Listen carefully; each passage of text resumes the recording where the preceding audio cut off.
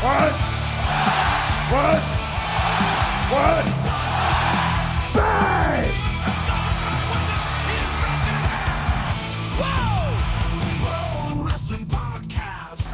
Just when they think they got the answers, I change the question. Rep, prove, rep. Yeah! Woo!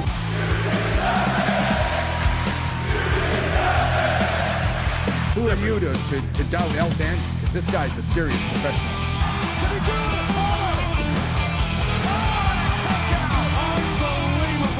Too hot to handle and too cold to hold. And I am Macho King Savage.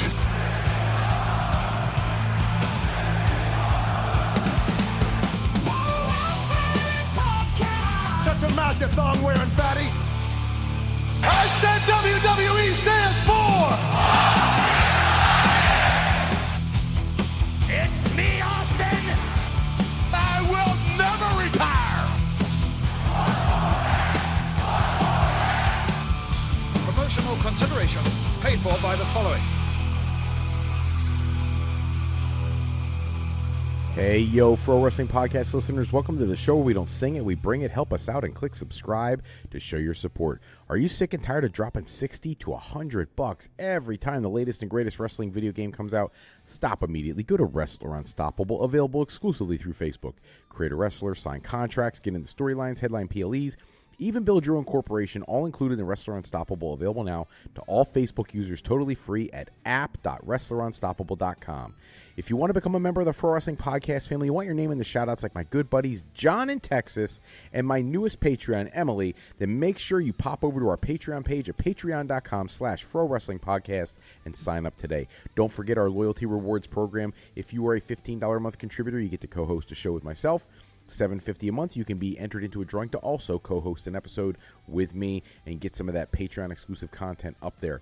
Hello everyone, welcome to this live episode of the Pro Wrestling Podcast. If you've got questions, comments, something you want us to touch on in the future episode, give me a call. It's the only way to get me to do it. It's to call the Pro Wrestling Sound Off line 267-642-1160, and we will get to those questions or comments in a future episode. Tonight, jumping right in, big news coming out that WWE is reportedly going back to the drawing board for all things related to the Pat McAfee, Randy Orton, Cody Rhodes storyline.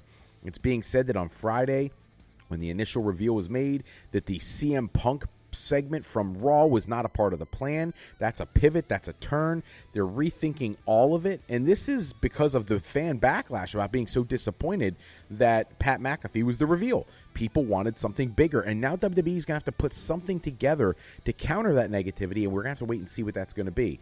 I'm not sure where that's going to go from here. Maybe they bring somebody else in. Maybe The Rock gets involved. Maybe they bring in another big returning former active competitor to get involved in some way, shape, or form. You know, I don't know. But at this point, they have to do something to bring back the people and move tickets. Now, if you didn't see today, ticket prices did drop today. And that's big news. It's reacting. It makes it even more obvious that some of the what is being considered a pipe bomb by Punk and the things that Cody said, that those things are fueled by something real that fans are feeling. They're almost like the voice of the voiceless again, not to use Punk's moniker, but definitely using it. That's kind of what we needed to see, was the prices come down so people can engage in WrestleMania in an effective way. And now hopefully we'll be able to see more people do that. And hopefully they'll see a great storyline when McAfee, Orton, and Rhodes are out there. Hopefully something else will go on instead. Now the word was it maybe involved Jelly Roll. I'm sure that's still a possibility. But I'm still not sure where they're going with this. And hopefully on SmackDown we get some clarity. Now, also arriving on SmackDown, the word is Friday Night SmackDown this week. Former AEW star and now WWE talent Royce Keys, formerly Powerhouse Hobbs, will make his long-anticipated, long-awaited television debut. We are not sure what the plans are creatively for him. But look, the pop that he got at the Royal Rumble in a foreign country that doesn't necessarily get the same exposure to AEW programming was still very strong. And he's still a great talent. He's a guy who's got a lot to offer, so I'm thrilled to see him get out there. I would not be surprised if they put together like a Andre the Giant Memorial Battle Royal and he's the guy who wins it. So as a matter of fact, I'm sure they're going to do one of those.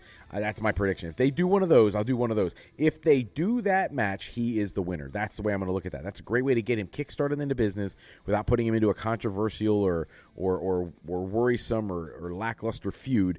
Have him win the Andre the Giant. That's the way you got to start his career, and then we can see where things go from there.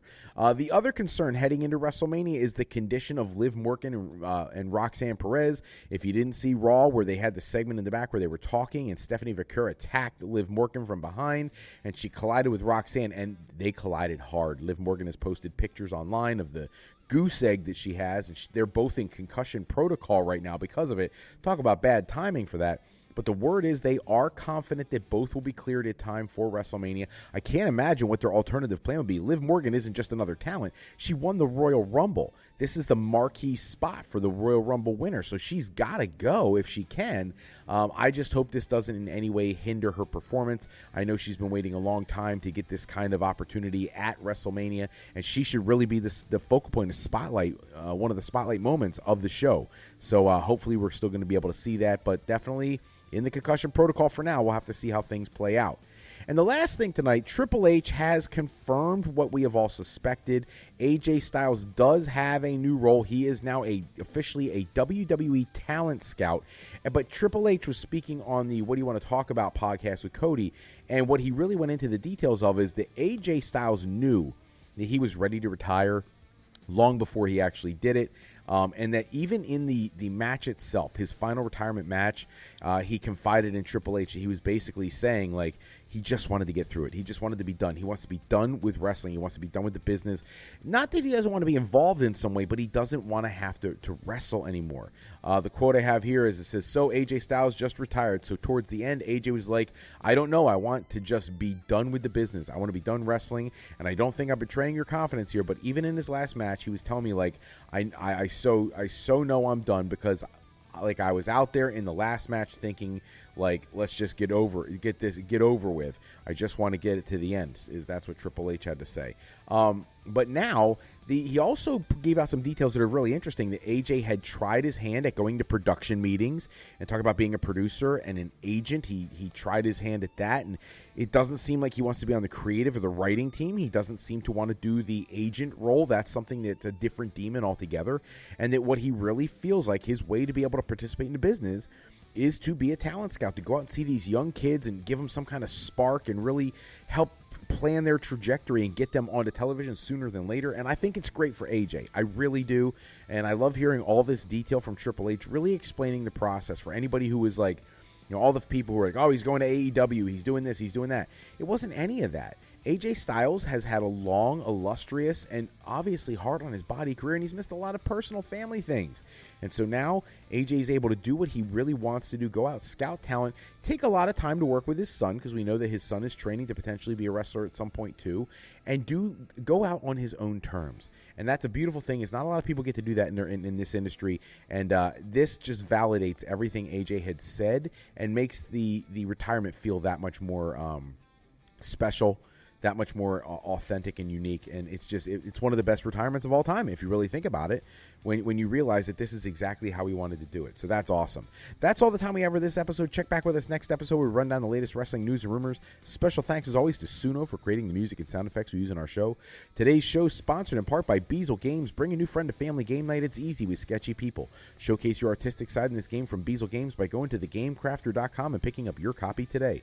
If you're looking for your next career move, maybe you're considering college or university life, maybe you just need some formal training for your next career decision, go to our website at frolifeplanning.com for all your higher education needs, as Fro Life Educational Planning is for today, for tomorrow, and for life with Fro Life.